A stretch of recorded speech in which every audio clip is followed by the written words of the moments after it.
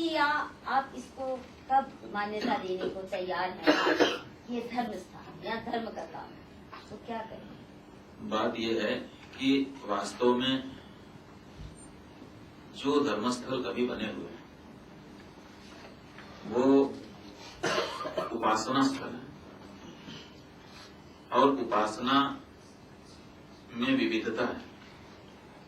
कोई अलग तरीके से उपासना करता है, कोई अलग तरीके से उपासना करता है, कोई अलग तरीके से उपासना करता है। स्वाभाविक रूप से है, जब उपासना में भेद है तो उसको करने के लिए लोगों में भी, माने स्थान में भी भेद हो जाएगा, और वो भेद हो गया है। एक पद्धति के अनुसार उपासना करने वाले उस स्थान की तरफ जाते हैं कि हम वहां जाकर के अपने तरह के लोगों के बीच में उस तरह की उपासना कर लेंगे। इसलिए अधिकतर मंदिर और इसी तरह के दूसरे शब्दों में चर्च, गिरजाघर, मस्जिद जो भी कहते हैं, ये सब एक उपासना विशेष पद्धति को अनुवर्तन करने के लिए बने हुए स्थान है।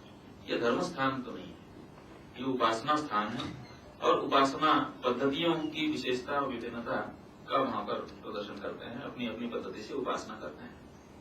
धर्म स्थान तो वो है जहां पर प्रत्येक व्यक्ति को समादर है, चाहे वो ये सभा भी हो सकती है, चाहे वो कोई दूसरा भी स्थान हो सकता है। ऐसा स्थान जहां पर जब लोग बैठें तो परस्पर ऊंच नीच की भावना को भूल जाएं, परस्पर छोटे बड़े की भावना को भूल जाएं। छोटा है तो गोद में बैठेगा, बड़ा है तो बैठाएगा। लोग कहते हैं ना कि हम लोगों के यहाँ देने की संस्कृति है। अगर छोटा है तो माथे पे हाथ रख के दे दो, और बड़ा है तो चरणों में रख के प्रणाम करके दे दो।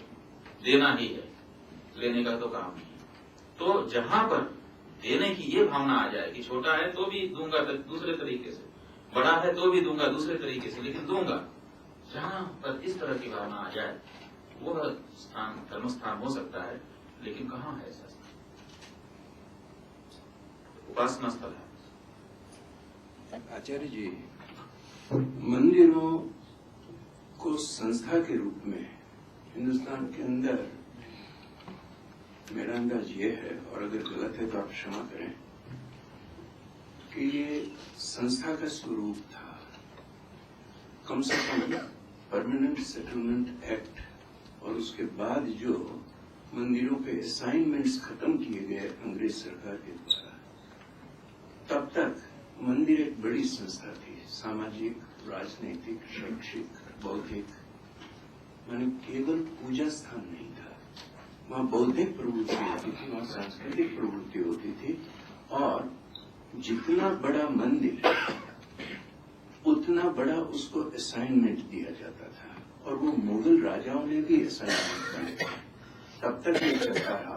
और मंदिरों के असाइनमेंट, जी, यू मीन लैंड ग्रांट्स? हाँ, लैंड ग्रांट माने असाइनमेंट में जमीन रहती थी, और उस भूमि पर जो खेती करता था उस किसान को लगान, मंदिर को जो किसान राज्य को लगान देते थे उससे मंदिर की लगान कम होती थी, तो वो उत्साह से वो लगान देता भी था, जो भी टैक्स कर देना होता था। उससे मंदिर में अनेक प्रवृत्तियां चलती थी।